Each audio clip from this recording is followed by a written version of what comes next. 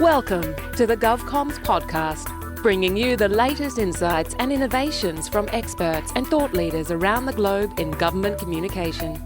Now, here is your host, David Pembroke.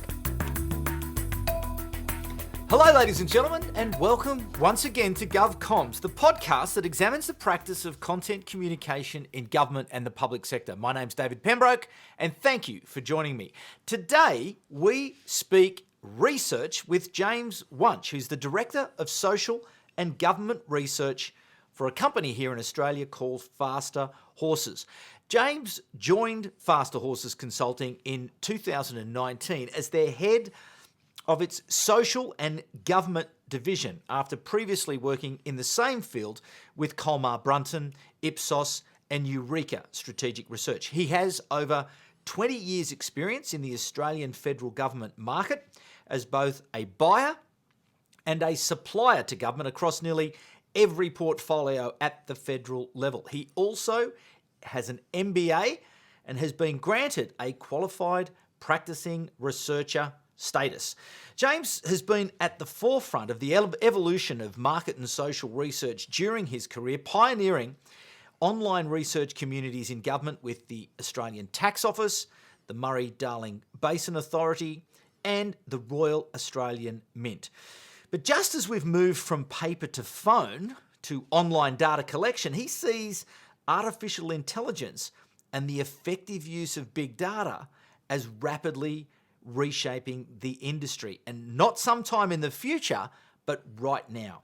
He believes that the key for researchers lies in retaining their ability to connect to people in order to tell the client's true and evidence-based human story. He joins me in the studio, James WUNSCH. Welcome to GovComms. Thanks, David. Great to be here. Mate, you look too young to have done all of those things. I started at age 10. No, I didn't. Thank you, and I appreciate the stretching the truth there, David. No, it's been a long and interesting journey, and certainly I think the beauty of this career is that there's a new challenge every day. Yeah. What got you into it? Were you always a nosy kid? Always asking questions? I was. I actually studied a journalism degree to start my career, and certainly sort of fell into market research, as a lot of people do, to be honest, in this sector. So was working. Is that right? People don't think I'm going to be a market researcher? Very few people grow up saying, I want to be a market researcher. I know it's a shocking thing to say, but no, it's sort of a skill set that sort of evolved. I was working at the ATO at the time in a sort of a editorial writing and editing capacity, and there was a spot in the market research team, and they said, James, can you help out? And this was the period of the big tax reform campaign in 98, 99. Right. And I said, yeah, I'll give it a go. I don't know much about it, but certainly loved it from day one, really speaking to sort of businesses and general taxpayers about sort of their knowledge and attitudes towards the big reforms that were happening, the introduction of GST, etc. And then using that information, that data, to then drive intelligent marketing decisions and ensuring sort of we fostered the behaviour that we were seeking to get from businesses in the broad Australian community. So on the basis of that, I said, well, I quite enjoy this. Recognised that I needed some complementary skills, so economics and statistics in particular. So went and did an MBA to sort of round out that skill set, and sort of it's been onwards and upwards since then, David. But it's never a dull moment. What skills do you need to be a good researcher? I think that curiosity, you do need to sort of really sort of not look at things at face value, but really have a hunger to sort of understand what's underneath the surface. People might rationalise a behaviour. I do it because it's easier or it's cheaper. But really, is that the real rationale? And often it's the emotional cues that are driving behaviour that take a bit more nuancing to get to, in terms of people just post-rationalising, well, I do behaviour X because of Y. Mm-hmm. So I really enjoy that challenge. I really enjoy trying to sort of move beyond just the surface level sort of information that people give us, to really sort of drill down and understand what are those motivational postures that we need to be aware of in crafting our communications, in crafting our marketing pieces, etc. And so what's the secret then to building that rapport that gives people the comfort to be able to, and the confidence to share? Yeah, I think you need to sort of illustrate a degree of, showing a bit of yourself is what I'm trying to say. So fundamentally, not just, question, answer, but sort of building that rapport is critical in a sort of one-on-one interview context. So sharing of yourself, allowing them, a safe environment to disclose what can often be quite personable and quite moving stories, And it's really those stories and narratives that people tell us that allow us to understand what makes them tick. It's not just sort of I do X because of Y, but sort of through listening to those narratives, we can sort of unpick exactly sort of what's their context, what's the history of sort of their involvement with Department X or Y, how has previous interactions shaped their views of that agency potentially, and their willingness to engage and work with them into the future. So we've done that across aspects of taxation. We've talked to visa applicants to sort of understand what makes them tick when they're applying for a visa. Can be a high stress process, obviously. And in doing so, we can sort of help government agencies really understand that one size fits all service models are often not the optimum. If we can understand that there are certain cohorts within a visa applicant base that are going to be ringing you every day, coming into your shop fronts every day, and actually costing you a whole lot more to serve, well, it actually makes commercial sense to maybe sort of structure some outbound comms to them to head off a lot of those contact points and actually lessen the cost of managing that visa application process from start to finish over the longer term. So you've mentioned communications and marketing there a couple of times in your answers. Do you see that that's where the research connection piece is? Is that really research is about driving communication as opposed to, say, informing policy? I think it spans both. So certainly a lot of our work is communications focused and ensuring campaigns are driving the attitudinal and behavioural outcomes that the government wants.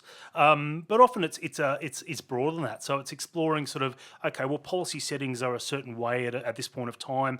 Are they right? Sort of, let's do an exploratory piece where we understand, okay, well, let's speak to a cohort about their experience of a certain policy. What's working well for them? What are the rub points? Are their needs being met? And if not, why not? And bringing that sort of broader picture to bear in terms of saying to, back to our government clients, the lay of the land is this. Some of these aspects of policy are working well. These are some potential areas for improvement, and what the public or affected stakeholders would like to see in terms of evolution of policy moving forward. So it does span both of those communications and policy sort of realms. Do people like talking to government? Yes, I mean, we do incentivise people in a qualitative sense. So we'll some of our standard tools are things like focus groups, one-on-one depth interviews. We might do online research communities, and generally, you've got to sort of compensate people for their time. So we do offer some incentives for people to come and talk to us. That'll get them in the door, but often once they're in there, they relish the opportunity to be heard, listened to, and tell their story. So while originally they're coming in the door for it's not a huge amount of money, might be $50 or $80 for an hour and a half of their time. By the time they leave, they're saying things like, that was really interesting. I actually sort of never thought about this issue in such depth, and I've really enjoyed, contributing to this conversation today. And that's always a rewarding feeling to sort of leave someone with a perception of the work that we do. The dreaded market research phone call that sort of occasionally gets through, and the charming young person on the end of the phone, I got one the other night and I just was like, nah, click, didn't even get anywhere near it. Is it still valid, or is it still obviously it's a method that works, that people do actually take these calls? Yeah. But I really don't like it. I resent it. Yeah. And actually the other tactic that I've started is to start to talk back to them, to ask questions of them and start to almost annoy them, reverse annoy them just for juvenile satisfaction. Exactly. No, and look, it's a human response. Everyone's time poor. You get home from a long day at work. Yeah.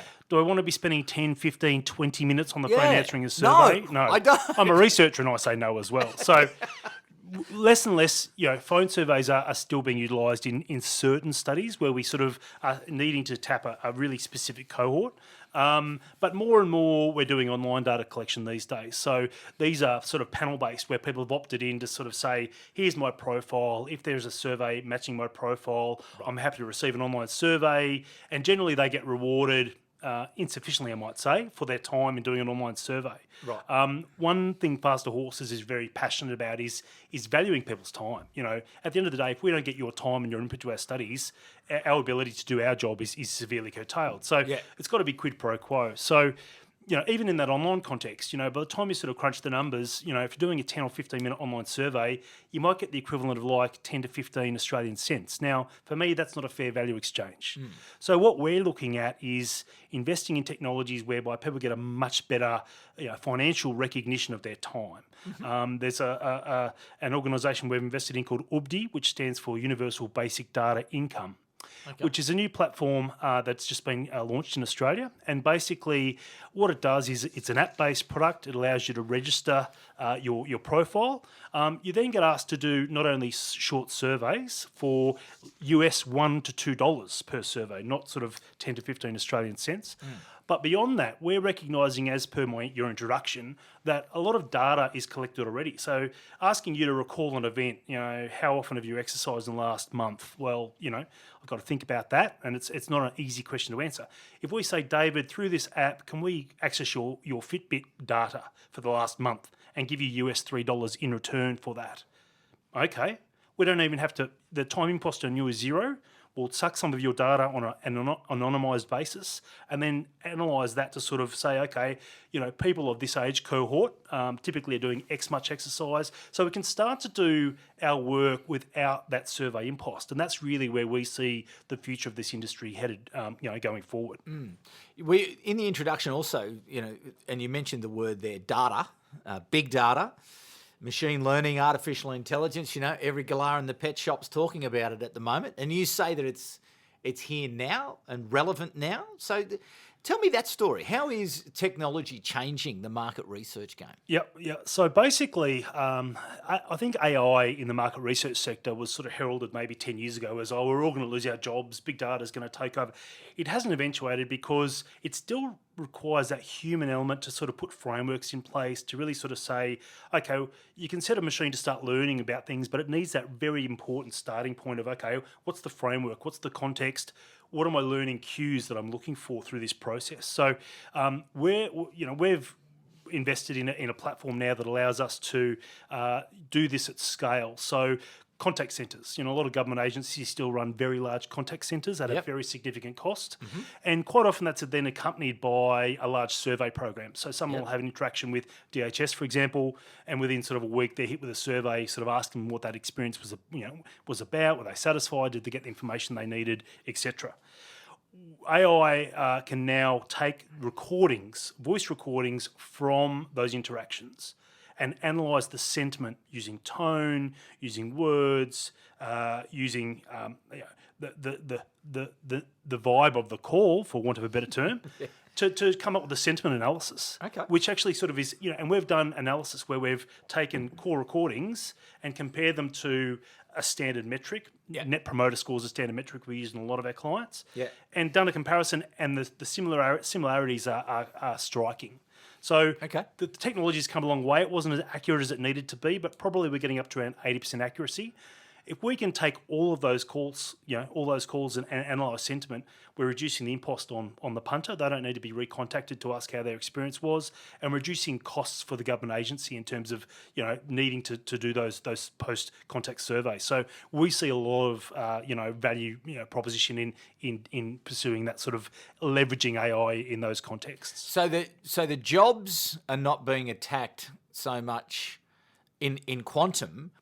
Perhaps moving further up the value chain in that you still need that interpretation. People have still got to interpret what's going on, but perhaps lower end data entry clerks and other people are maybe in a little bit more trouble. I think so, and I think sort of government is needing to sort of look at sort of, okay, with our call centre workforce, how are we looking to upskill, reskill, transition them into sort of not just that lower end administrative end, but sort of how can they seek to add value. I noticed the launch of Service Australia. There was a video launched the other day, and certainly the promise of sort of more proactive targeting of benefits. So utilising data to say it seems like you might be, or you're returning to work, potentially you're eligible for childcare benefit. Can I help run a sort of an analysis to see whether you're entitled to that kind of benefit moving forward? So obviously government's very much in this space space as well about leveraging the data they have to make predictive decisions in terms of sort of how they can better service, the Australian consumers moving forward. Where do you sit on privacy? Obviously, this is another of the very big issues that's wrapped around this whole data story. Yeah, so critically important. And back to the issue about UBDI. So one of the drivers of the founders of UBDI, which has originally come from the US, is a need for people to take back control of their privacy. So a lot of people are very in the dark about exactly, I'm on Facebook and I'm using social media. The amount of value that those organisations are generating from your data, A, without your knowledge, and B, without recompensing you for use of it, is astounding. And I think if the average Australian knew that, they might start to go, that doesn't quite make sense. What UBDI does is make it very transparent and says, we want to use your social media data, we want to use it for these analysis purposes, and if you let us do that on this one-off occasion, we'll give you US $3. Mm-hmm. It's a much fairer value exchange. Yep, which is done openly and transparently. All data is held in a encrypted, secure vault on your own phone. So you might think, I don't want my data going here, left, right, and centre. It actually doesn't leave your phone. The extraction process means that the anonymised data is taken from that vault on your phone and then used for analysis purposes. From your perspective, you're going, great. The impost on you is minimal. I read it. Yes, I'm willing to do that. Except you get the US $3 into your rewards account. They get the data on an anonymised basis. It's a win-win for everyone as far as we're concerned. How are you managing, or how are these providers managing this? These oceans of data that are being created. Multiple sensors, multiple platforms and apps, and as you say, the Fitbits types of technology. There's just so much that's being created. How is that impacting market research? Is it making it harder, or is it making it better? Is it making it easier? I think what we're seeing is we're using that data, using survey data in a complementary. So rather than sort of, as I gave the example before, asking you about your fitness behaviour over the past month. Now that puts a significant cognitive load on you, David. You go, I can't remember what I was doing last week, let alone a month ago, right? If we get that Fitbit data, we can sort of understand exactly what you've done over that period without you needing to recall it. Yeah. But it doesn't tell us A, why you're motivated to act in that way, or B, whether that's how you want to behave into the future, or C, whether there's sort of training or support you might need to achieve your fitness goals. So we see sort of the use of these, of existing data, which is really powerful, adding that with a small survey component that then allows us to sort of merge those two data sources together to really understand the full picture. So we understand David's actual behaviour, and now we also understand through a short survey his mindset, what his goals might be, what sort of products he might be interested in using into the future, potentially to sort of help him reach those fitness goals. Is it making it cheaper? It is making it cheaper. So obviously, if we have shorter surveys, the impost on you is less. So, the fair data exchange and fair value exchange is based on sort of, if you're doing a 15-minute survey, it might give you $3. If you're doing a 5-minute survey, we'll give you, $1 US. Obviously, the more we can get through passive data collection, the shorter our surveys can be. So for clients, the value proposition is a smaller research outlay to get a probably higher quality research outcome at the end when we marry both that passive data and the survey data that's available to us.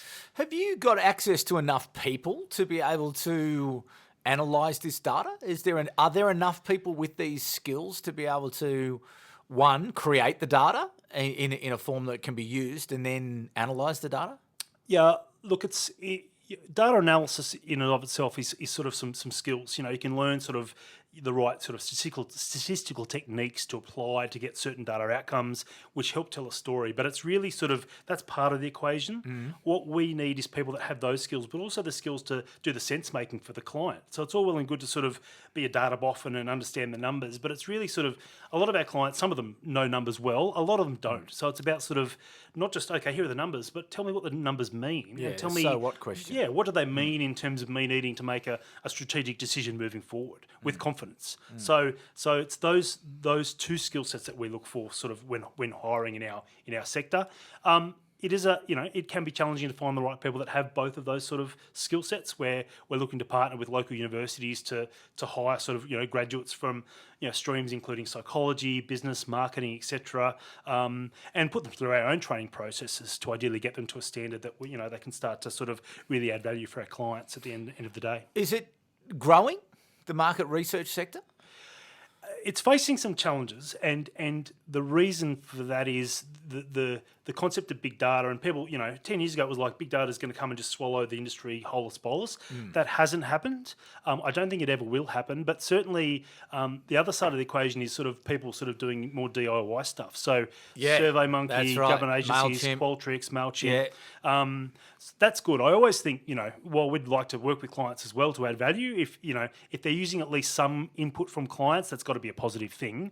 And that's been a huge sea change, I think, over the past 10 years. Certainly, the rise of the digital transformation agency and the rise of sort of human-centred design in designing services across government, I think has been a really positive thing going forward. I'm concerned that whether the people doing those roles have the right skill sets, user experience, being able to sort of build that rapport, understand not just watch what they're doing, but ask them the right questions to understand why you're doing it in that manner, or you're getting frustrated. Just going to tell me about how you're thinking at the time when you're trying to sort of perform that function on that website. So, I think that the move towards human-centred design and user experience as key parts of developing new products and services in government is fantastic. I'd like to still ensure that there's rigour and that people performing those roles have the right skills to really sort of generate value.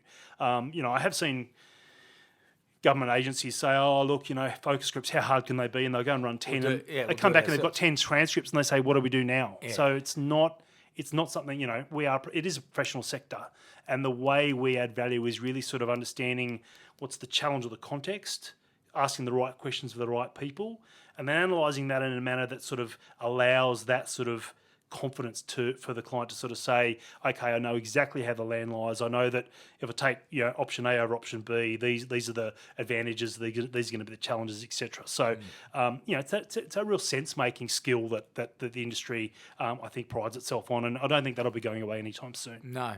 So this podcast, our dear audience is generally people who work in government communications, and they use research quite a bit. What's your advice to them to get the best out of a market research company? What do they have to do in preparation, and then what do they have to do through the engagement, and then what do they have to do after the engagement? Yeah, I think from experience, 90% of success in any market research project comes down to the front end. It really is defining what's the business problem or what's the policy problem. Don't worry about what the research questions might be. We can sort of develop those. It's really understanding, why is this piece of research being commissioned? Yeah. And if a client can work hard to really think about sort of, what's the business intent here? What's the business question we're trying to resolve? And can then sort of articulate that well in a research brief to one or multiple research agencies in a competitive tender process. And in terms of that brief, how long? Like a page? No, look, a sentence? Typically, we like to sort of, 3 to 4 pages. I mean, the more detail you give us, the better.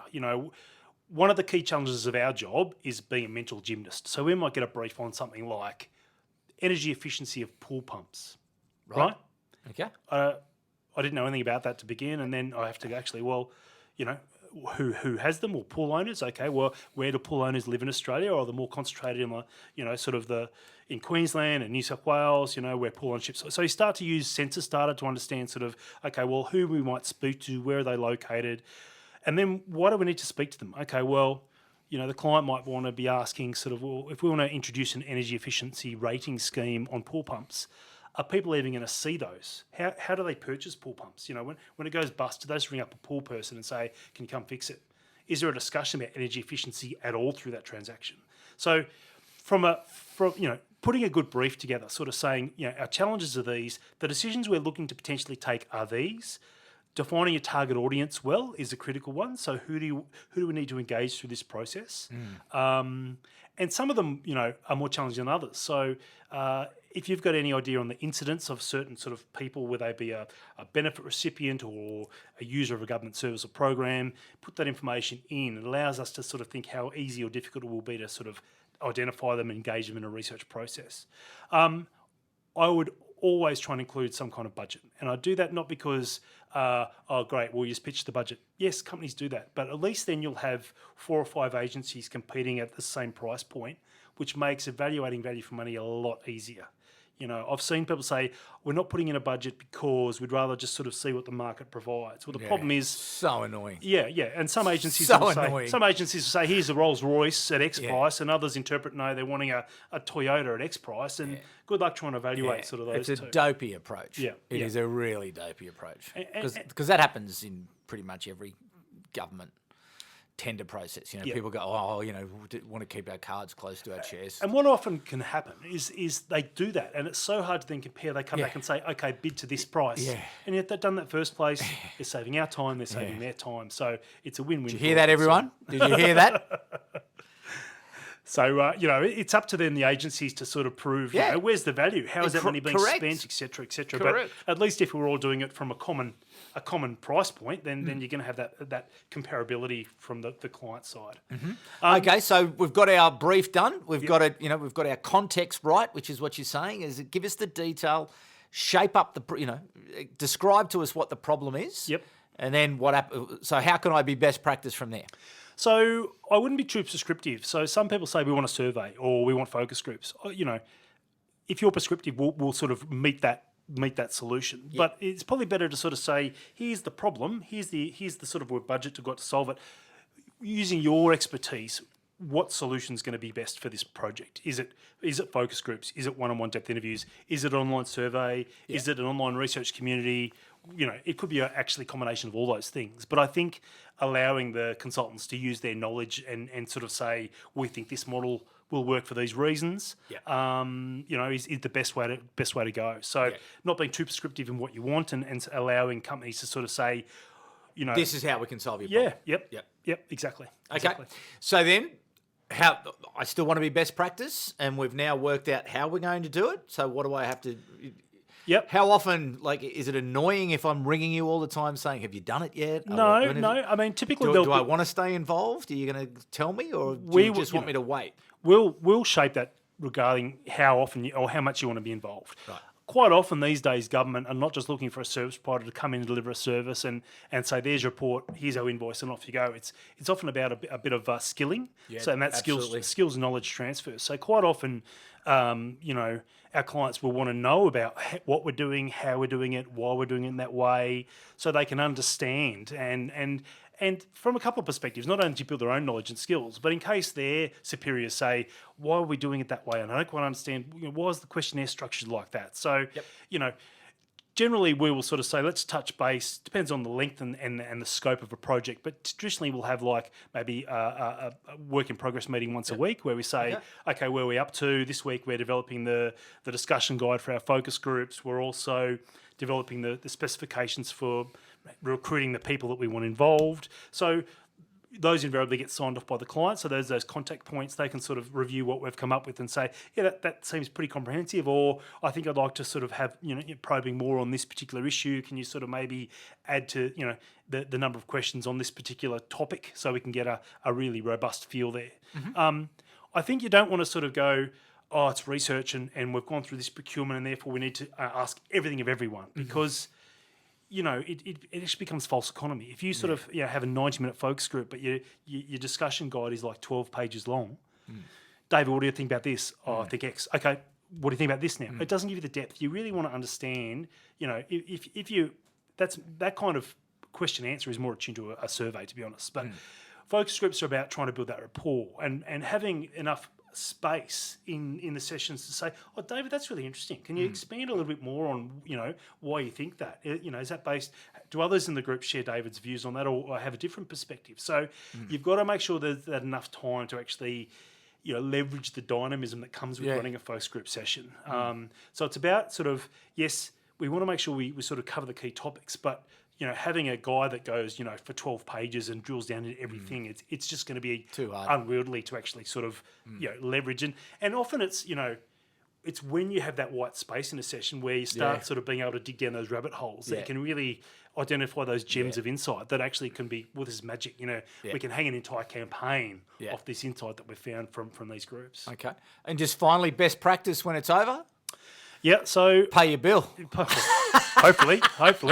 On time. Look, again, it comes down to the start. So, even at the start, we're asking sort of what are the research outputs you're looking for in terms of report? Does it need to be Word, PowerPoint? Do you want a podcast? What do you want as outputs from this process? Yeah.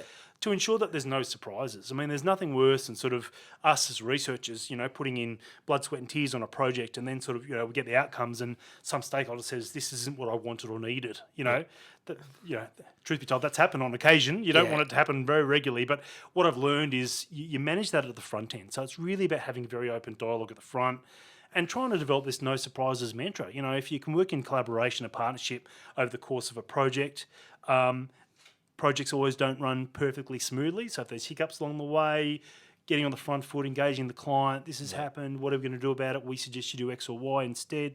And being open and honest, that's served me and our firm in good stead in terms of the working relationships we've cultivated with clients over the years. So I think that, at the end of the day, we want the research actioned. So what we love to do at the back end as well is not just, here's the report, thanks very much, but let's have a workshop. Okay, so how do we sort of take this from a report that documents sort of who we spoke to, what we found, and what we think the implications are? Let's have a dialogue about that. Next? Yeah. Let's develop a strategy. What are our options to leverage this moving forward? That's the really rewarding part where we start to see people, thanks very much for the report, I'll stick it on the shelf. It really becomes a living document that then shapes strategy, shapes service delivery, shapes policy. That's at the end of the day why we do what we do. So really sort of looking beyond just the sort of here's a report to what can we do to help them action those results is a core part of our agenda. Yeah, excellent. James, thank you. That's very interesting. And I think market research obviously going through a challenging time, but interesting time, and maybe even a better time, really. And because the demand, AI, machine learning, et cetera, it's, again, when you're planning the comms, it's really having those insights. It's really, you need that raw material to begin the storytelling, don't you? Having that evidence base, robust evidence base, correct, so that you sort of are targeting the right people with the right message through the right channels, etc. Is going to serve you obviously in good stead across most campaigns government delivers. Okay, so how can people get in contact with you? Yeah, so we've got an office here in Canberra. Obviously, if you Google faster horses, our website will come up, and I'm more than happy to arrange a meeting or take an email.